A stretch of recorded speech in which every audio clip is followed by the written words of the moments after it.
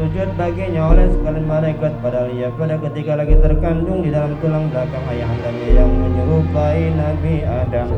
Wa ala al-washabi wa tabi'in berduri, dan atas keluarganya dan sahabatnya dan kalian yang mengikuti jalan mereka. Bagi masyarakat Betawi, Islam merupakan agama yang secara turun-temurun telah bercampur dengan nilai-nilai budaya mereka.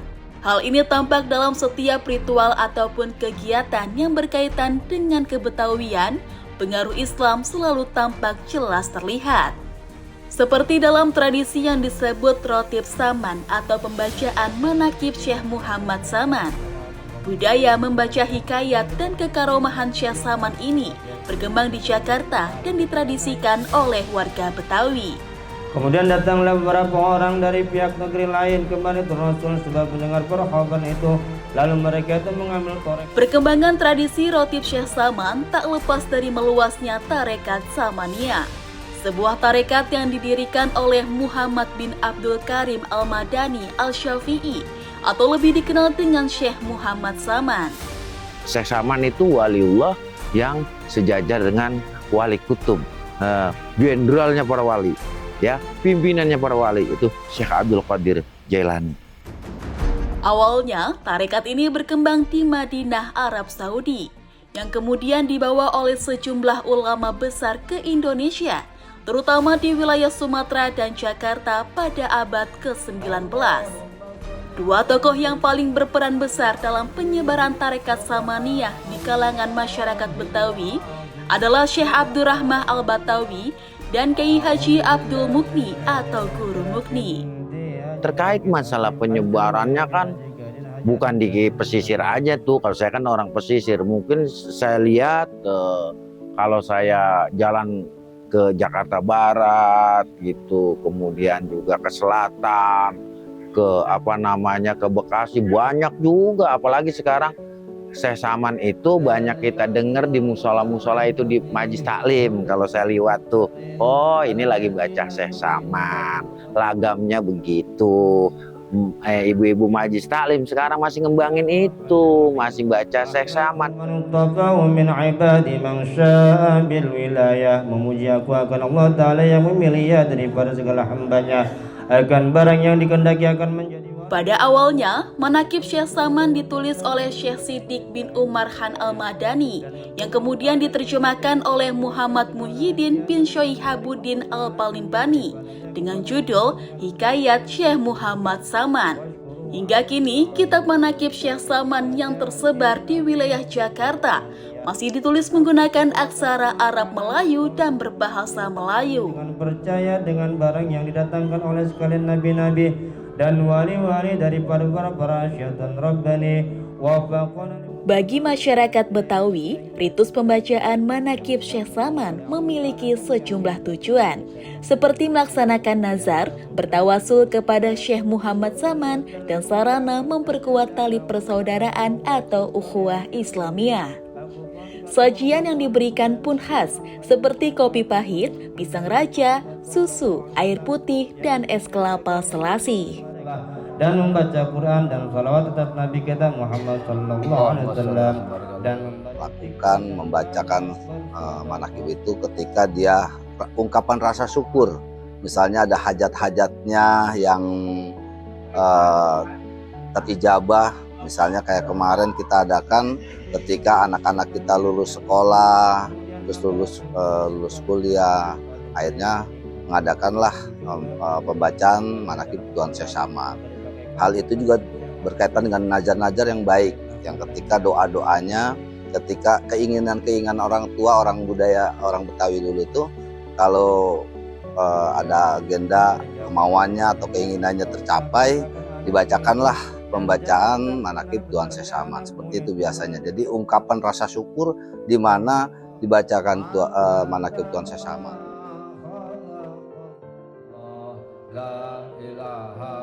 Kini pembacaan manakib Syekh Saman tidak terkhusus lagi bagi jamaah tarekat Samaniyah, tetapi telah bergeser kepada perorangan ataupun majelis taklim. Syekh Saman, dulu jamaahnya disebut Al-Samaniyah gitu kan.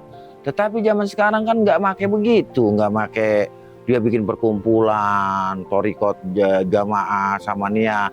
Cukup di majlis taklim, cukup secara perorangan. Gue punya hajat, besok gue mau kaulan, gue baca seksaman. Itu kan gak harus dengan jamiah. Jadi ada yang menggunakan jamiah, ada yang secara perorangan dengan mengundang para tetangga, tukang bacanya gitu kan. Nah itu disebut namanya perbedaan antara jamiah dengan perorangan.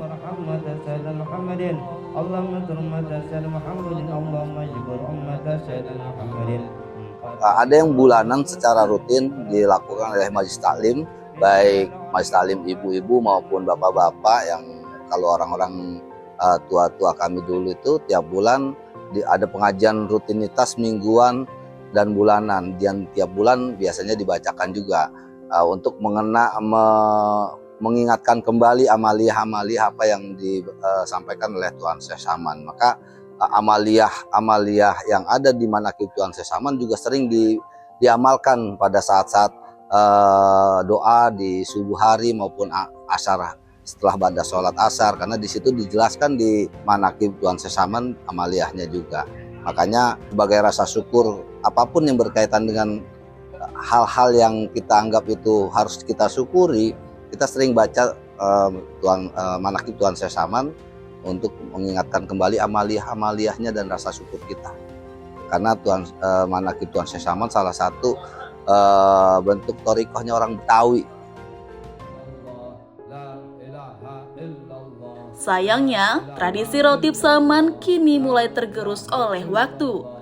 Praktik spiritual yang dahulu hidup dalam denyut kehidupan masyarakat ini, kini lebih banyak dijalankan oleh kalangan orang tua. Sementara, generasi muda perlahan menjauhinya, seolah tali warisan budaya itu kian merenggang. Baca seksaman merupakan ritus. Ritus bagian daripada budaya. Disebut namanya ritus itu adalah budaya.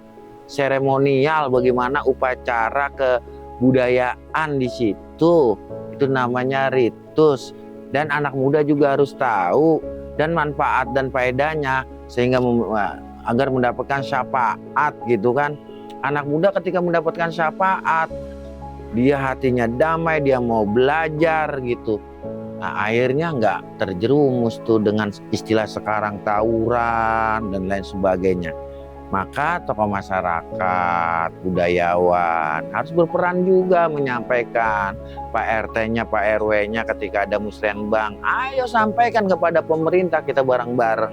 Supaya pemerintah juga membuat peraturan dan memberikan fasilitasi kepada instansi yang terkait, berkolaborasi dengan masyarakat, sehingga ada sinergisitas, dan di situ terjadi pelestarian kebudayaan.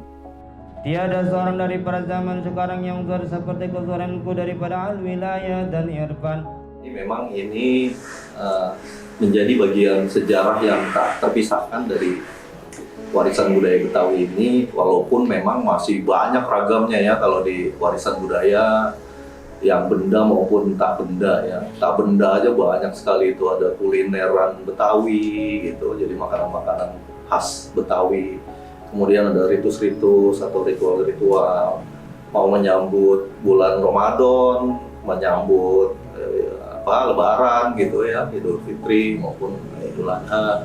Dan ucapan terima kasih itu juga tentunya ini dengan harapan bahwa setelah kegiatan pendokumentasian ini juga ini bisa disebarluaskan melalui media sosial yang ada, sehingga